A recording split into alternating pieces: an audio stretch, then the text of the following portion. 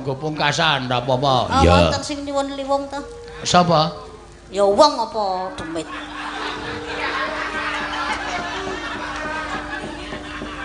Petro nek karo piyai siji iki anu pedhot. Carane cak percil pedhot.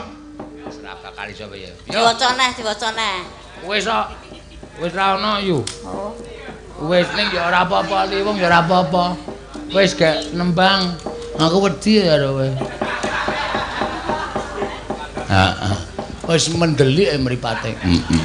Ale mau ono sing transfer. Transfer apa? Diwaca.